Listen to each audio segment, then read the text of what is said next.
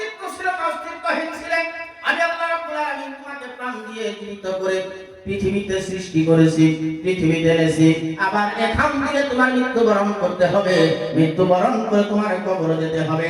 আল্লাহ বলেন আবার সেখান থেকে তোমাকে চিন্তা করে কবর থেকে উঠিয়ে আবার আল্লাহর সামনে হাজিরি করা হবে।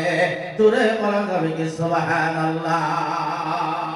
বন্ধুগণ আমার, আল্লাহ বলেন তোমাকে মৃত্যুবরণ করতে হবে। বন্ধুগণ, আজকের দিন পর্যন্ত জন্ম থেকে নিয়ে আজকের দিন পর্যন্ত পৃথিবীতে হাজারো মানুষের মুখ দেখেছি, আমাদের সামনে থেকে হাজার হাজার মানুষ চলে গেছে কবরে। বন্ধুগণ আমার, আমরাও একদিন যেতে হবে। জোরে বলেন কথা ঠিক কিনা? আপনার সাথে আমার সাথে কেউ যাবে না, শুধুমাত্র ভালো এবং মন্দ যে আমলটা আমি আপনি করেছি। বন্ধুগণ আমার, আল্লাহ রাব্বুল আলামিন এই তাম পৃথিবীর জমিনে এমন কোন বস্তু সৃষ্টি করে নাই যে কিয়ামত পর্যন্ত বেঁচে থাকবে। আল্লাহ বলেন সবাই আমার সামনে হাজির হতে হবে। বন্ধুগণ আমার, আমি আপনি কেউ জানি না কোন দিন আমার ঘরে বা দুয়ারে মসজিদে খাটিয়া খানার হয়ে আপনজনরা আমাকে গোসল করে আপনাকে গোসল করে ওই খাটিয়ার উপর শোয়াইয়া তারপরে কাফন করাইয়া চারজনে কাঁধে নিয়ে কবরস্থানে নিয়ে যাবে। জোরে কোন ঠিক কিনা? কবরস্থানে নিয়ে যাবে। বন্ধুগণ আমার, আপনাকে কবরস্থানে নিয়ে গেল, আমাকে নিয়ে গেল, জানাজা দেওয়া হলো, কবরে রেখে সমস্ত মানুষ চলে আসবে, শুধুমাত্র আমি বা আপনি ওই কবরের ভিতরে একা একা থাকতে হবে। যে ঘরে থাকবে না কোনো সাথী, যে ঘরে থাকবে না কোনো ভাগ বাটি, একবার অন্ধকার বিছানা পর্যন্ত থাকবে না। বন্ধুগণ, ওই কবরে একা একা থাকতে হবে। আপনি বন্ধু বলেন, বান্ধব বলেন, আপনার সন্তান বলেন, বাবা বলেন, মা বলেন, কেউ আপনার সাথে থাকবে না। পৃথিবীর জমিনে কেউ যদি মুসিবতে পড়ে যায়, তার সামনে তার ভাই বা বন্ধু বান্ধব সামনে দাঁড়িয়ে যায় তার সাহায্য করার জন্য, কিন্তু কেউ যদি কবরের ঘাটিতে গিয়ে বিপদে পড়ে যায় তার সাহায্য করার জন্য কেউ থাকবে? যদি কম কেউ থাকবে? কেউ থাকবে না। বন্ধুগণ, মৃত্যুবরণ করতেই যখন হবে, বন্ধুগণ আমার, এই পৃথিবীর জমিন থেকে আমি আপনি কবরের সামান জোগাড় করা দরকার আছে না নাই? কেউ বিশ্বাস আছে গো যে হন আসি কিয়ামত পর্যন্ত মরুক না? কেউ আসেনি যখন নাই। আল্লাহ রাব্বুল আলামিন বলেন ইন্না ইলাইনা ইয়াবাহুম সুম্মা ইন্না আলাইনা হিসাবাহুম। আল্লাহ রাব্বুল আলামিন বলেন প্রত্যেকটা মানুষ আমার কাছে আবার ফিরে আসতেই হবে। চিরকাল পৃথিবী থেকেও সুখ ভোগ করতে পারবে না, এবং পৃথিবীর জমিনে কি কাজ সে করেছে সে হিসাব আমি আল্লাহ রাব্বুল আলামিন তার কাছ থেকে গ্রহণ করব। সুম্মা লাতুসআলুন্না ইয়াওমা ইযিন আনিন নাঈম। পৃথিবীতে তোমাকে আমাকে যে নিয়ামতগুলো আল্লাহ পাক দিয়েছেন, এই নিয়ামতের হিসাবগুলো কঠিন কিয়ামতের দিনে আল্লাহ রাব্বুল আলামিন জিজ্ঞাসা করবেন। জোরে বলা যাবে কি সুবহানাল্লাহ? পৃথিবীতে আপনাকে আমাকে আল্লাহ রাব্বুল আলামিন যে নিয়ামতগুলো দিয়েছেন, এই নিয়ামতের হিসাব আল্লাহ রাব্বুল আলামিন কিয়ামতের দিনে আমাদের কাছ থেকে গ্রহণ করবে। এখন আমাকে আপনাকে নিয়ামতগুলো কি নিয়ামত দিয়েছে এগুলোই তো আমরা বুঝি না। জোরে কোন ঠিক কি না? কি নিয়ামত আল্লাহ আমাদেরকে দিয়েছে, এই নিয়ামতটাই তো বুঝি না যে এই নিয়ামত আল্লাহ আমাদেরকে দিয়েছে।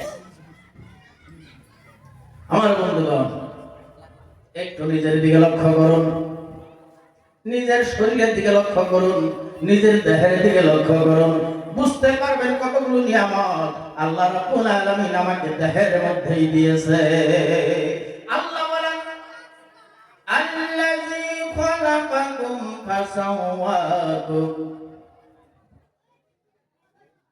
আল্লাযী খালাকাকা ফাসাওয়াকা ফাআদালা ফি আইয়ি সূরাতিন মা শাআ রাক্কাবা। আল্লাহ বলেন মানুষকে আমি আল্লাহ রাব্বুল আলামিন সৃষ্টি করেছি এবং সুবিন্যস্ত করেছি, যেখানে যে বস্তু দরকার সেখানে সে বস্তুই আমি আল্লাহ ফিটিং করেছি। সুবিন্যস্ত মানে কি?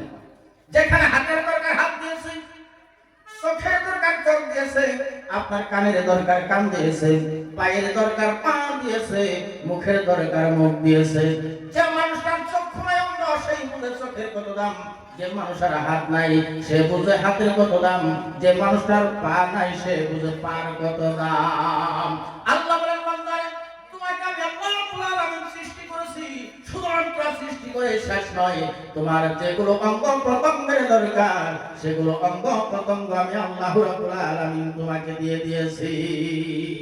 এগুলো একটা নিয়ামত, হাত নিয়ামত, পাও নিয়ামত। শুধুমাত্র তাই নয়, আল্লাহ বলেন লাকাদ খালাকনাল ইনসানা ফি আহসানি তাকওয়িম, মানুষকে সুন্দরতম গঠন দিয়ে আমি আল্লাহ রাব্বুল আলামিন পৃথিবীতে সৃষ্টি করেছি। বন্ধুগণ আমার, আল্লাহ বলেন তমাম পৃথিবীর জমিনে যত মাখলুক আল্লাহ পাক সৃষ্টি করেছে, আল্লাহর যত সৃষ্টি আছে বন্ধুগণ, তার ভিতরে সবচাইতে সুন্দর শাস্ত্রের চেহারা দিয়া মানব জাতি পৃথিবীতে আমার আল্লাহ সৃষ্টি করেছে। বন্ধুগণ আমার, আজকে পশু পাখি বলেন, জীব জানোয়ার বলেন, তমাম পৃথিবীর জমিনে মহাসমুদ্র অতলদেশে যেগুলো প্রাণী আল্লাহ পাক সৃষ্টি করেছেন, তার ভিতরে সবচাইতে সুন্দর সুন্দর শাস্ত্রের চেহারা দিয়া মানব জাতি আল্লাহ রাব্বুল আলামিন পৃথিবীতে বানিয়েছে। জোরে কোন সুবহানাল্লাহ। এই মানব জাতিকে সুন্দর চেহারা দিয়েছেন, এর চাইতে সুন্দর চেহারা পৃথিবীতে আর কারো নাই। বন্ধুগণ আমার, শুধুমাত্র তাই নয়, চেহারা দিয়ে শেষ নয়, আল্লাহ রাব্বুল আলামিন মানব জাতিকে যে জ্ঞান দিয়েছেন, বিবেক দিয়েছেন, বুদ্ধি দিয়েছেন, অন্য কোন সৃষ্টির ভিতরে এত সুন্দর বিবেক বিবেচনা জ্ঞান বুদ্ধি আল্লাহ রাব্বুল আলামিন দেয়নি। জোরে কোন সুবহানাল্লাহ। দিছে এত বড় তলোয়ার হাতি মানুষের কানে ধরে ঘোরায়, ঠিক তো নাকি? জোরে কোন একটু জিকির লা ইলাহা ইল্লাল্লাহ, লা ইলাহা ইল্লাল্লাহ, লা ইলাহা ইল্লাল্লাহ, লা ইলাহা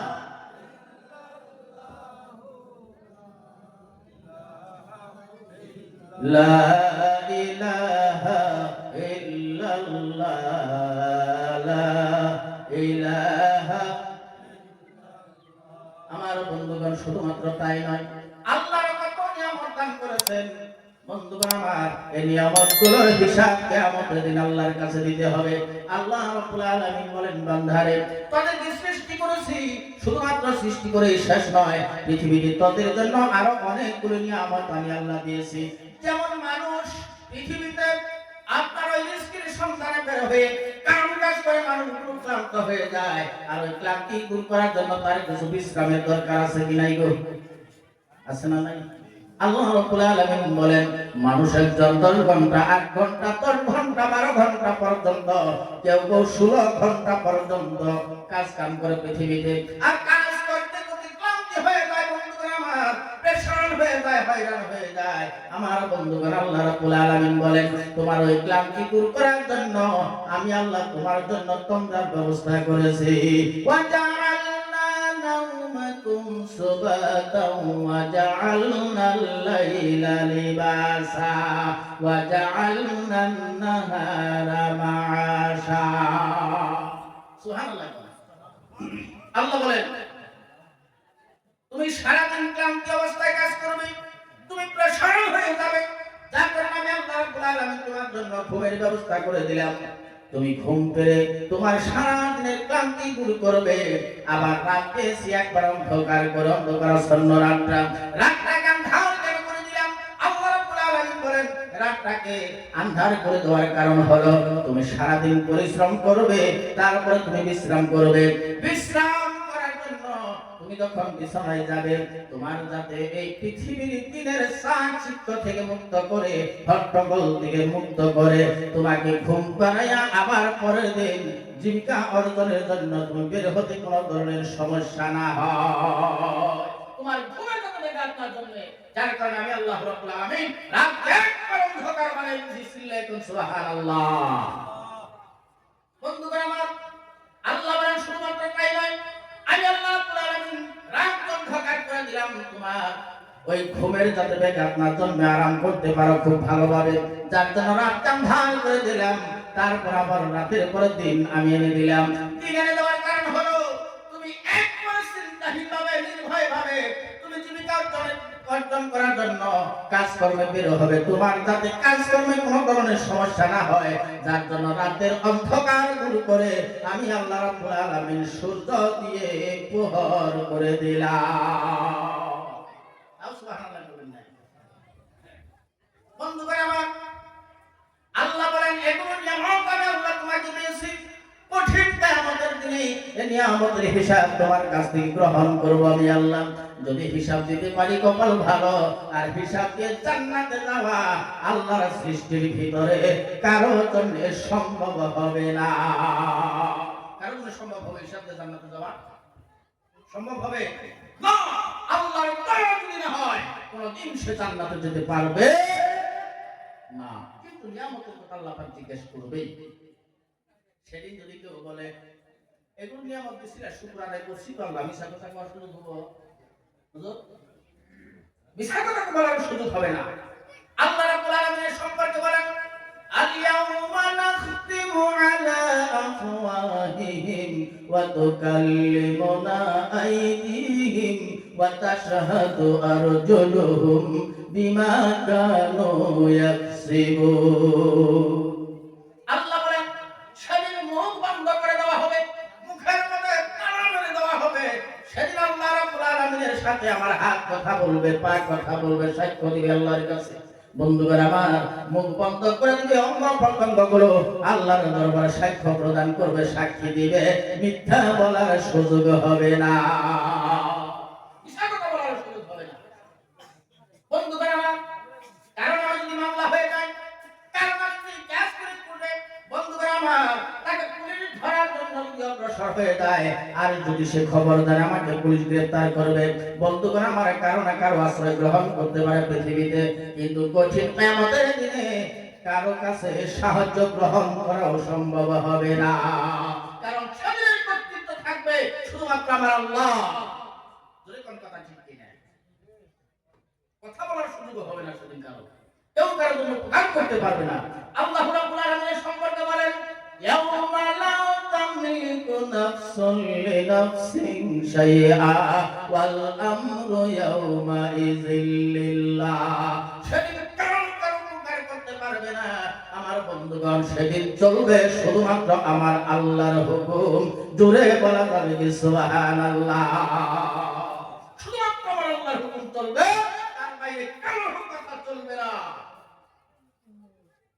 বন্ধুগণ আমার, এজন্য পৃথিবীর জমিনে আল্লাহ রাব্বুল আলামিন আমাদেরকে সৃষ্টি করার মূল লক্ষ্য, যে বস্তুর উপরে সেই বস্তুর ভিতরে আমরা থাকতে হবে, সেই লক্ষ্যের উপরে যদি আমরা থাকতে পারি তবেই তো কামিয়াব হব।